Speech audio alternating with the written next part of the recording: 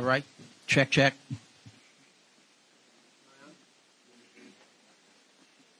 All right. As a former law enforcement officer for 30 years, sheriff of a large county in the great state of Texas, what I've seen happening in our country is disturbing and should be a concern to all of us. Crime is at an all-time high. The American people can't trust their government. And the left wants to defund the police because law enforcement shootings where police acted inappropriately, and those officers were rightly charged and sentenced. What we saw in 2020 with rioting across our country, led to numerous attacks on law enforcement and citizens with hundreds of millions of dollars in damage to buildings. The left will rally their troops. They'll rally them. They'll get them all together in the name of social justice. But little is being made of the hundreds of victims of crime in Chicago and New York and other large cities run by liberals, because the victims and suspects of those crimes are predominantly black, and in those cases, black lives don't matter. Right. They don't matter. Shame on them.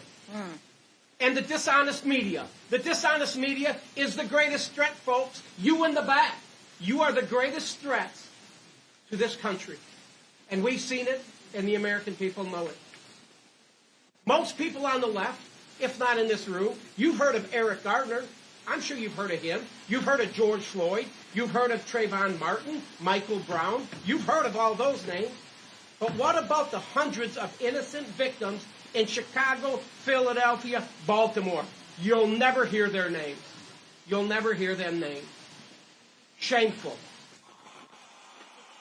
If you've watched the news lately, it's no shocker. Alvin Bragg likes to prosecute. He's even a fan of increasing misdemeanors to felonies for certain individuals he don't like. Some of those individuals, he said, he's the greatest danger to our country. Mr. Bragg, I hope you're watching. I hope you're watching today, sir. You're a disgrace. You're a danger to this country, and I will do everything I can in my power to hold you accountable. Your job, Mr. Bragg, is to protect the residents here in Manhattan and decreasing felonies to misdemeanors. Decreasing felonies to misdemeanors and is dangerous and places the victim last. Mr. Kessler, I'll start with you. You work for Senator Schumer and other members on crime policy. That's great. So I want to get your perspective on this Day One memo. You're familiar? You familiar with this? I am not. You're not familiar with this Day One memo, and you come here today? I should provide you a copy. According to the Manhattan DA, the aim of the Day One memo is to reduce Manhattan's over-incarceration issue and to deliver safety and fairness for all. And so I ask you, you're not familiar with the memo. The Day One memo stated the DA's office will not prosecute minor offenses that, quote, have no impact on public safety, end quote. So let's talk about some of the things Alvin Bragg considers minor offenses. Resisting arrest. Can you tell me how not prosecuting this makes New York safer? Resisting arrest. I'd have to. We're not going to prosecute it in New York. We're not going to do it. Right. We're not going to do it. Did you ever ask law enforcement? Mr. Giangelo, how do you feel about that? How do your law enforcement officers feel about not prosecuting resisting arrest? They weren't happy about it. That's well, you wonder why 1,400 officers left New York PD in 2022. Why in the hell would you work here? I'd go out into the suburbs where you can go out there and fight crime and be respected. You're not getting that in these large cities such as Manhattan.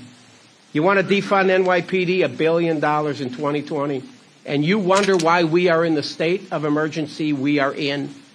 Mr. Bragg laid out 5 sections of law that covers armed robberies and says New York will not prosecute them. In short, according to this memo, if you hold a gun to a clerk's face and ask, empty the cash register, sir, we are going to take that, and that's going to be a misdemeanor, no big deal. That's no big deal. How do you feel about that, Mr. Kessler? What if I come over there and I put my pistola and screw it in your ear, and I don't say anything bad to you, and we're just going to say, Mr. Nehls, that's just a misdemeanor here in the great state of New York? Well, that has happened to me. Well, sad, isn't it? How'd you feel about that? I was pretty scared. Pretty scared. Yes. But we're going to consider that a misdemeanor here in New York. It's unacceptable. It's disgraceful. And I wish I had more time. Thank you. The chair recognizes the